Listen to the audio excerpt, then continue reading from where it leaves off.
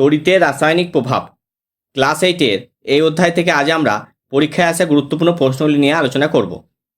Class 8-এর আগের video link ডেসক্রিপশনে দেওয়া থাকবে, তোমরা চাইলে দেখতে পারো। প্রথমেই হচ্ছে তড়িতের সুপরিবাহী পদার্থ কাকে বলে, তার সাথে তোমরা উদাহরণটা করবে।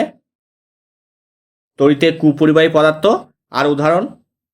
এরপর হচ্ছে তড়িৎ বিশ্লেষণ কাকে বলে, তড়িৎ বিশ্লেষ্য পদার্থ কাকে বলে আর তার সাথে উদাহরণ আছে। তড়িৎ বিশ্লেষ্য দু প্রকার, এক হচ্ছে মৃদু তড়িৎ বিশ্লেষ্য আর হচ্ছে তীব্র তড়িৎ বিশ্লেষ্য। তড়িৎ অবিশ্লেষ্য পদার্থ কাকে বলে আর তার সাথে উদাহরণ। এরপর হচ্ছে তড়িৎদ্বার কাকে বলে।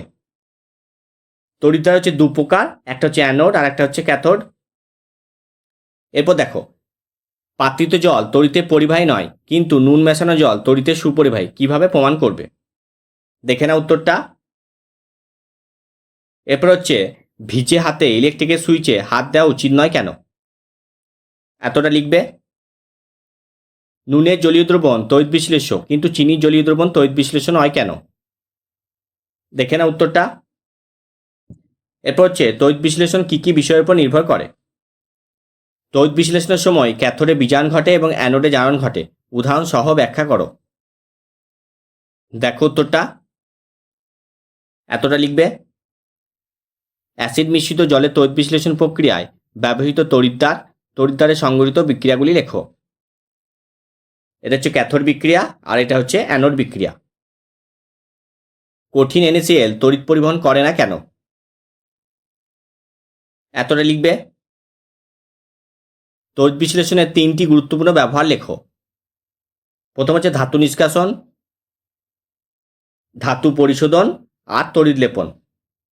গলিত NaCl এর মধ্যে দিয়ে দুটি তড়িৎদ্বারের সাহায্যে তড়িৎ প্রবাহ চালনা করলে কি ঘটবে?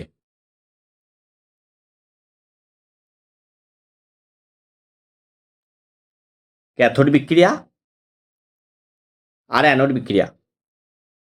10 নাম্বার হচ্ছে তড়িৎ লেপন কাকে বলে। তড়িৎ লেপনের মূল নীতি লেখো। তড়িৎ লেপনের শর্তগুলি উল্লেখ করো। দেখে নাও শর্তগুলো। তড়িৎ লেপনের উদ্দেশ্যগুলি লেখো। গ্যালভানাইজেশন কাকে বলে, এর প্রয়োজনীয়তা কি? গ্যালভানাইজেশন কাকে বলে এটা, আর হচ্ছে প্রয়োজনীয়তা।